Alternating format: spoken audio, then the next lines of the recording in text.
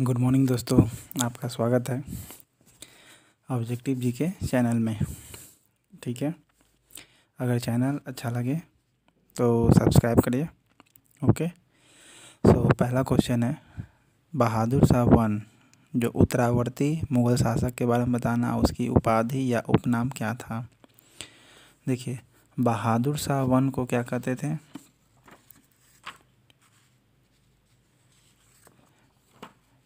शाह ए बेखबर। बहादुर शाह वन को क्या कहते थे?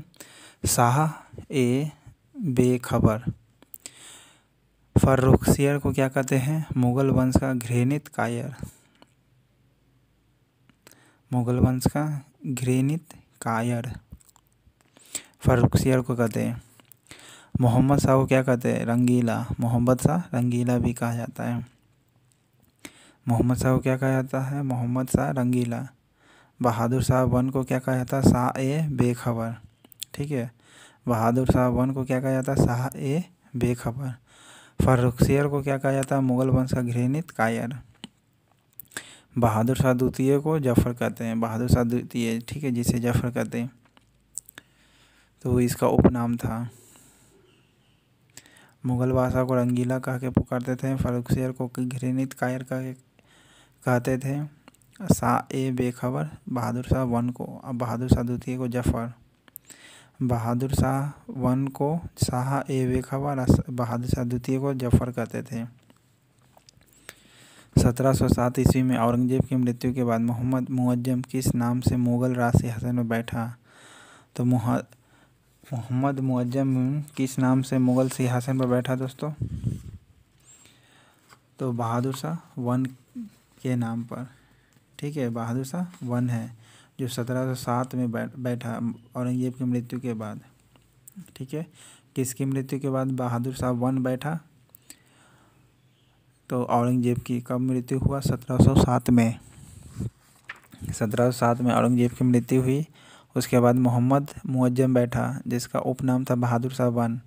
इसे शाह ए बेखबर भी कहते थे। इसे उपाधि मिला था शाह ए बेखबर। ठीक है, 1707 में औरंगजेब की मृत्यु हुई। इसके बाद औरंगजेब के बाद बहादुर शाह वन बैठा, जिसे मोहम्मद मुअज्जम भी नाम था। मोहम्मद मुअज्जम, क्या नाम था? मोहम्मद मुअज्जम। बहादुर शाह वन, जिसे शाह ए बेखबर भी कहा जाता है, की मृत्यु के बाद जहानदार शाह मुगल सिंहासन पर आसीन हुआ। वह किसकी सहायता से सम्राट बना? तो किसकी सहायता से सम्राट बना? जुल्फ़िकार खां से। ठीक है, किसकी सहायता से? जुल्फ़िकार खां की मदद से राज सिंहासन पर बैठा। बहादुर शाह के वन की मृत्यु के बाद कौन बैठा? जहानदार शाह। ठीक है, जहानदार शाह बैठा था। किसकी मृत्यु के बाद? बहादुर शाह वन की मृत्यु के बाद कौन बैठा था? जहांदार शाह। ठीक है, जहांदार शाह बैठा था किसकी मृत्यु के बाद? बहादुर शाह वन की मृत्यु के बाद। और बहादुर शाह वन से पहले कौन बैठा हुआ था? औरंगजेब बैठा हुआ था। ठीक है, जो 1707 में मृत्यु हो गया। बहादुर शाह वन का ही नाम है क्या? मोहम्मद मुअज्जम कहते हैं। ये इन्हें उपाधि मिला था शाह ए बेखबर का। ठीक है, नेक्स्ट है आपका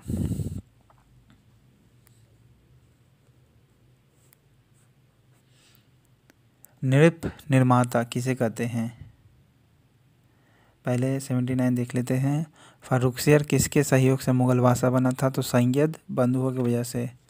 फर्रुखसियर किसके वजह से राजा बना? तो सैयद बंधुओं की वजह से। ठीक है, पूछेगा फर्रुखसियर किसके मदद से राजा बना था? तो सैयद बंधुओं की वजह से। यही था जो 1716 ईस्वी में ब्रिटेन लोगों का मैग्ना कार्टा कर दिया, यानी फ्री ट्रेड करने के लिए छोड़ दे दिया। ठीक है, नेक्स्ट है नृप निर्माता, जिसे किंग मेकर कहते हैं। ठीक है, कौन था? तो कौन था? सैयद बंधु था। कौन था? सैयद बंधु था। किंग मेकर के नाम से पुकारा जाता है।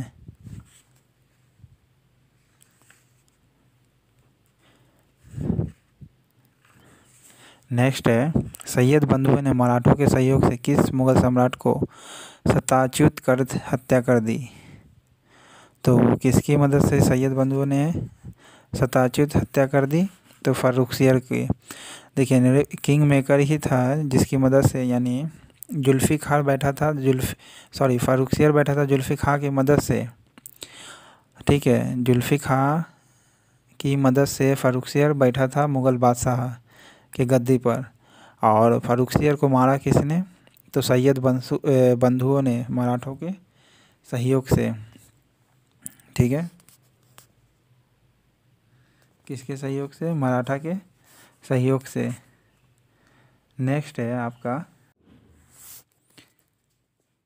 सैयद बंधुओं ने किस बादशाह को बनाने का काम किया था? देखिए सैयद बंधुओं ने चारों को बनाया था। हालांकि फर्रुखसियर को मराठा के सहयोग से उसे क्या कर दिया था? मार दिया था, ठीक है। फर्रुखसियर को मराठा के सहयोग से मार दिया था सैयद बंधुओं ने, यानी सत्ता से हटाया, ठीक है।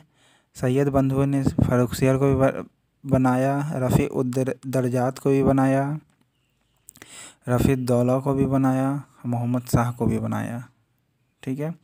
फर्रुखसियर रफ़ी-उद-दरजात को, तीसरा रफ़ी-उद-दौला को, चौथा मोहम्मद शाह को, ये चारों को बनाया। किसने? सैयद बंधुओं ने। किसको किसको? फर्रुखसियर को, दरजात को, दौला को, मोहम्मद शाह को। फर्रुखसियर को, दरजात को, दौला को, मोहम्मद शाह को। क्या बोलिएगा? फर्रुखसियर को, दरजात को, दौला को, मोहम्मद शाह को, ठीक है। इस प्रकार आप याद रख सकते हैं, ठीक है। नेक्स्ट है, किसको किसको? फर्रुखसियर को, रफ़ी-उद-दरजात को, रफ़ी-उद-दौला को, मोहम्मद शाह को। शॉर्टकट याद करने का तरीका है, ठीक है। क्या है? फद दा, ठीक है। फद दमू, क्या नाम है? फद दमू, फद दमू। फ से फर्रुखसियर, द से दरजात, द से दौला और मू से मोहम्मद शाह, ठीक है। इन चारों को बैठाया था, फर्रुखसियर को, दरजात को भी, दौला को भी और मोहम्मद शाह को भी। फर्रुखसियर को भी, रफ़ी-उद-दरजात को भी, क्या नाम था पूरा? रफ़ी-उद-दरजात, रफ़ी-उद-दौला, तीसरा, चौथा मोहम्मद शाह को। इन चारों को बैठाया सैयद बंधुओं ने। हालांकि सत्ता से हटाया मराठा के सहयोग से फर्रुखसियर को सैयद बंधु ने। सैयद बंधुओं का पतन किसके समय में हुआ था? देखिए सैयद बंधुओं का पतन हुआ था शाह आलम द्वितीय के समय में, ठीक है। कब हुआ था दोस्तों? मोहम्मद शाह के समय में, ठीक है। इसका आंसर क्या है? सी, मोहम्मद शाह के समय में सैयद बंधुओं का पतन हुआ था। किसके समय में पतन हुआ था? मोहम्मद शाह के समय में। किसका? सैयद बंधुओं का। किसका हुआ था? सैयद बंधुओं का। किसके समय में पतन हुआ था? मोहम्मद शाह का। किस मुग़ल बादशाह का मूल नाम रोशन अख्तर था? रोशन अख्तर मोहम्मद शाह रंगीला का था। रोशन अख्तर किसका नाम था? मोहम्मद शाह रंगीला का। नेक्स्ट है, भरूप कहा जाता है। सैयद बंधुओं का पतन किसके समय में हुआ था? मोहम्मद शाह के समय में। किस मुग़ल बादशाह का मूल नाम? हैदराबाद। रोशन अख्तर था। मोहम्मद शाह रंगीला से रुहेल खान पूछेगा तो अब से बताइएगा। भारत पर आक्रमण करने वाले किस ईरानी शासकों को ईरान का हैदराबाद, भरतपुर, रुहेलखंड और फर्रुखाबाद ईरान का नेपोलियन किसे कहा जाता है? स्वतंत्र हो गया। किसके समय में हो गया स्वतंत्र दोस्तों? नादिर शाह को। ईरान का नेपोलियन किसे कहा जाता है? शाह आलम। ईरान का नादिर शाह को। किसे? मोहम्मद शाह रंगीला के समय में, मोहम्मद शाह रंगीला के समय में आक्रमण के अवध, हैदराबाद, भरतपुर, रुहेलखंड, फर्रुखाबाद, ये पांचों मुगल मोहम्मद शाह रंगीला के जब आक्रमण किया था स्वतंत्र हो तो उस समय किसके समय में स्वतंत्र हुआ? मोहम्मद शाह रंगीला के समय में, यानी रोशन अख्तर के समय में। अवध, हैदराबाद, भरतपुर, रोहिलखंड, फर्रुखाबाद, आलमगीर। ठीक है, अवध, हैदराबाद, भरतपुर, अहमद शाह अब्दाली के प्रथम आक्रमण के समय मुगल सम्राट कौन था? तो आलमगीर द्वितीय था। याद रख सकते अहे, ठीक है, भरूप। अहमद शाह अब्दाली जब प्रथम बार आक्रमण किया था तो मुगल सम्राट उस समय कौन था? तो आलमगीर द्वितीय था। भरूप। ईरान का नेपोलियन किसे कहा जाता है? तो नादिर शाह को कहा जाता है। अवध, हैदराबाद, भरतपुर, रोहिलखंड, हैदराबाद किसके समय में आज़ाद हुआ? तो रंगीला के समय में, मोहम्मद शाह रंगीला के समय में। ठीक है, अहे भरूप नाम है। ठीक है, कौन रोशन अख्तर किसका नाम था? तो रंगीला का नाम था।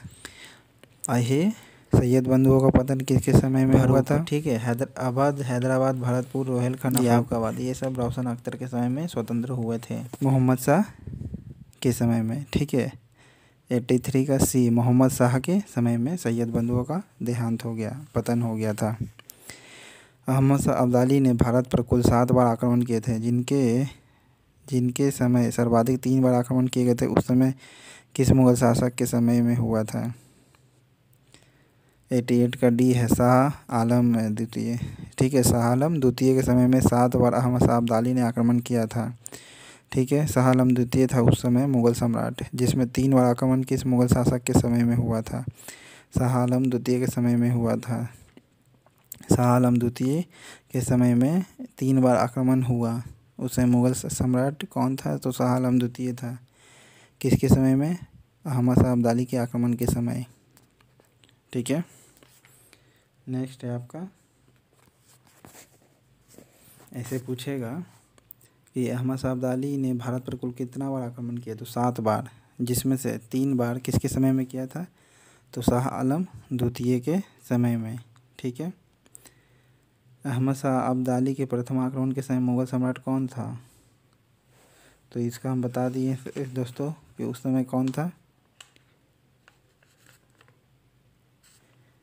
मुगल मोहम्मद शाह रंगीला था। 3 बार देखिए आक्रमण किया था शाह आलम द्वितीय के समय, और पहला बार जब आक्रमण किया था मोहम्मद शाह अब्दाली ने, अहमद शाह अब्दाली ने, तो उस समय पहला बार आक्रमण जब किया था अहमद शाह अब्दाली ने, तो उस समय मुगल सम्राट मोहम्मद शाह रंगीला था। और 3 बार आक्रमण किया था शाह आलम द्वितीय के समय। 3 बार आक्रमण किसके समय किया था? शाह आलम द्वितीय के समय। अब पहली बार आक्रमण किया था अहमद शाह अब्दाली किसके समय में? मोहम्मद शाह रंगीला के समय में। ठीक है, नेक्स्ट है आपका 89 का, किस मुगल शासक का वास्तविक नाम अली गौहर था? अली गौहर किसका नाम था दोस्तों? डी है, शाह आलम द्वितीय है। अली गौहर किसका नाम था? शाह आलम द्वितीय वास्तविक नाम था। अली गौहर किसका वास्तविक नाम था? तो 89 का डी है, शाह आलम द्वितीय है दोस्तों। क्या नाम है? शाह आलम द्वितीय। अली गौहर किसका नाम था? शाह आलम द्वितीय का। ठीक है, और शाह आलम द्वितीय के समय में ही 3 बार आक्रमण किया था अहमद शाह अब्दाली ने। पहली बार आक्रमण किसके समय में किया था? मोहम्मद शाह रंगीला के समय में। कौन सा मुगल बादशाह विषम परिस्थितियों के कारण, ठीक है, विषम परिस्थितियों के कारण, विशेष मीर बख्शी नजीबुद्दौला के भय के कारण, किसके कारण? मीर बख्शी नजीबुद्दौला के भय के कारण 12 वर्ष तक दिल्ली से दूर रहा और निर्वासित जीवन बिताया, उसके रूप में जीवन बिताया, और फिर मराठों की सहायता से दिल्ली की राजगद्दी पर बैठा। तो दिल्ली की राजगद्दी पर कौन बैठा था? इसका आंसर है डी, शाह आलम द्वितीय। 12 वर्ष तक बाहर रहा था, किसके डर से? तो नजीबुद्दौला के डर से। किसके डर से? नजीबुद्दौला। ठीक है, नजीबुद्दौला के डर से 12 वर्ष तक बाहर बैठा था। कौन? शाह आलम द्वितीय ने। अब मराठा के सहयोग से फिर ये दिल्ली के राजगद्दी पर बैठा, शाह आलम द्वितीय। ठीक है, अहमद शाह अब्दाली इसी के समय 3 बार आक्रमण किया था।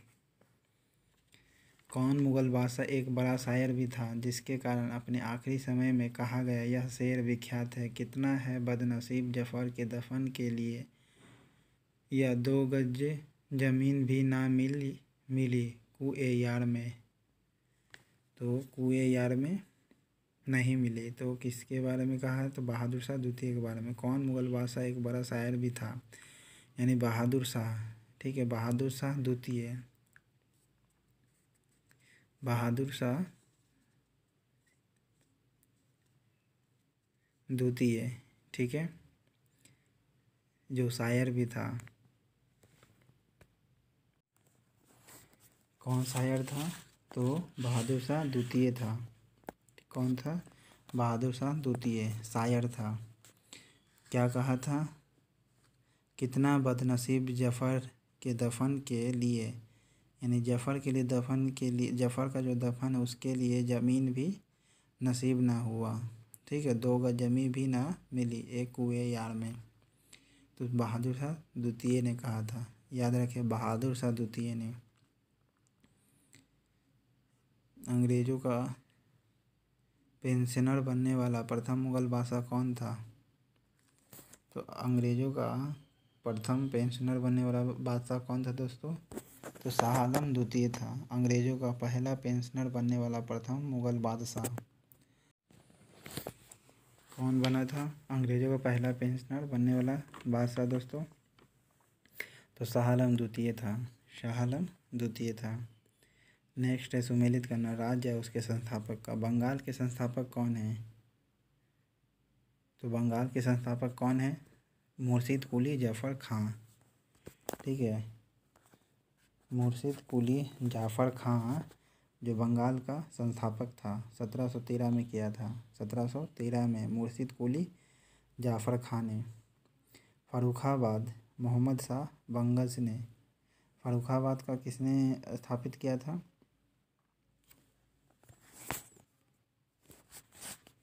मोहम्मद खां बंगश ने। मोहम्मद खां बंगश ने फर्रुखाबाद, मोहम्मद खां बंगश फर्रुखाबाद। ठीक है, कर्नाटक सआदत उल्ला खां। ठीक है, सआदत उल्ला खां कर्नाटक का 1720 में किया था। सआदत उल्ला खां ने कर्नाटक का इस्टेब्लिश किसने किया था? सआदत उल्ला खां ने। सआदत उल्ला खां कर्नाटक का इस्टेब्लिश किया था। कर्नाटक को किसने स्थापित किया था? सआदत उल्ला खां ने। सआदत उल्ला खां ने कर्नाटक को इस्टेब्लिश किया था। अवध का किसने इस्टेब्लिश किया था? तो मीर मोहम्मद अमीन सआदत खां बुरहानु मुल्क। ठीक है, बुरहानुन मुल्क ने। अवध को किसने इस्टेब्लिश किया था? तो बुरहानु मुल्क ने। बुरहानु मुल्क ने। ठीक है, अवध को किसने स्थापित किया था? बुरहानु मुल्क ने। कब किया था? 1772 में। कब किया था? 1722 में। 1722 में अवध को किया था बुरहानु मुल्क ने। ठीक है, और कर्नाटक का 1720 में किसने किया था? सआदत उल्ला खां ने। सआदत उल्ला खां ने। ठीक है, सआदत उल्ला खां ने कर्नाटक का कब किया था? 1720 में। किसने किया था? सआदत उल्ला खां ने। किसका? कर्नाटक का।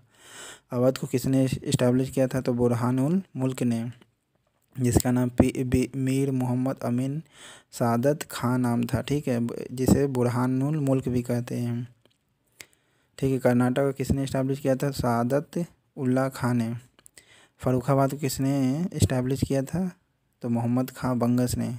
फर्रुखाबाद को किसने? मोहम्मद खां बंगश ने। फर्रुखाबाद को मोहम्मद खां बंगश ने कब किया था? 1714 में। 1714 में।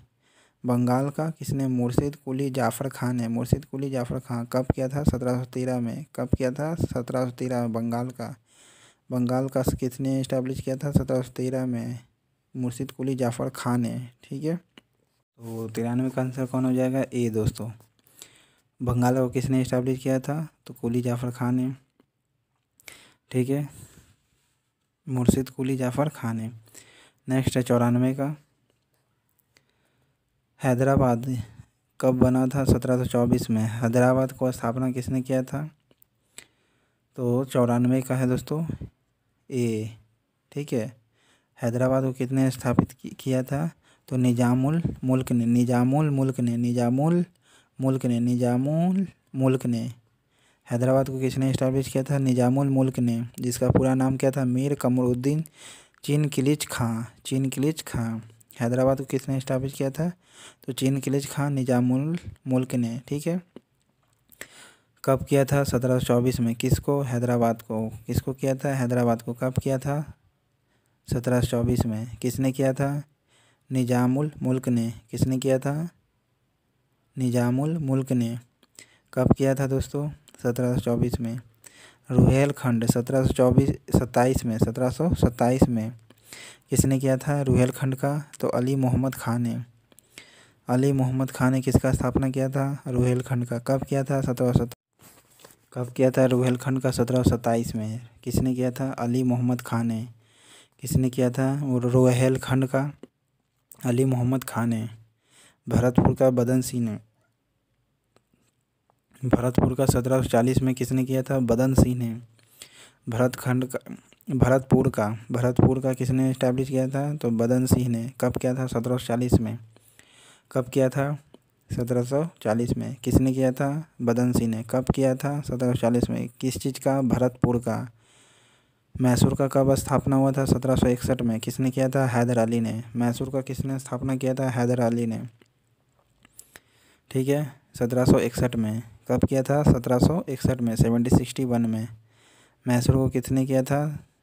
हैदर अली ने। कब किया था? 1761 में, 1761 में। किसको? मैसूर को।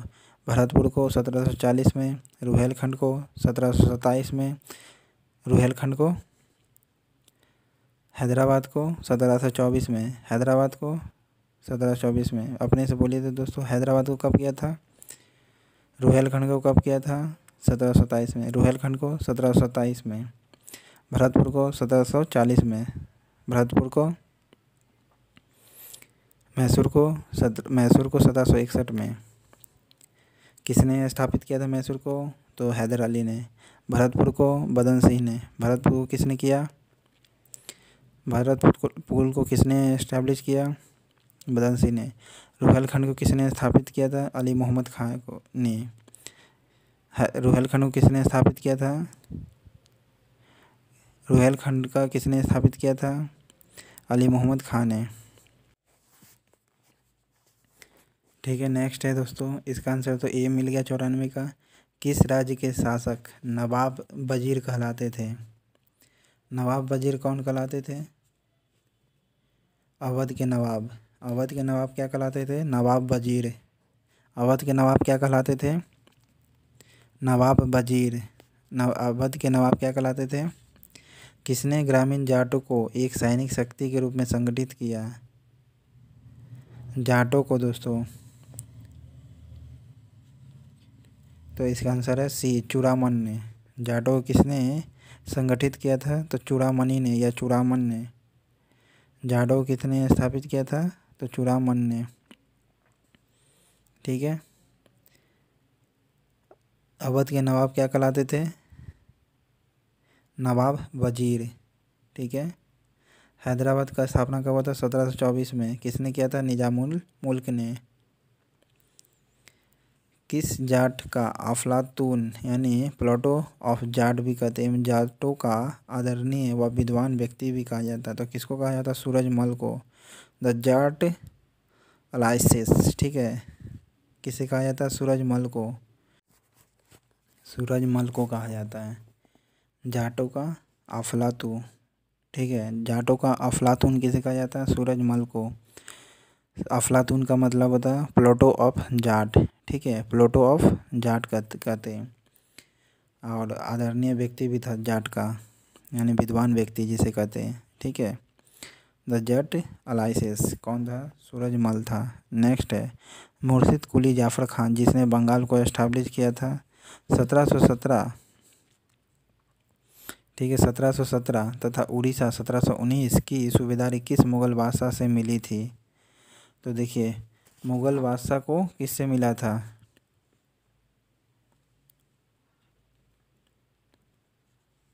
तो ये आंसर है फर्रुखसियर से। ठीक है, बंगाल को 1717 में और उड़ीसा को 1719 में। ठीक है, मुर्शिद कुली जाफ़र खां को सूबेदारी मिला था। किसने दिया था? फर्रुखसियर ने दिया था। कब दिया था? 1717 में।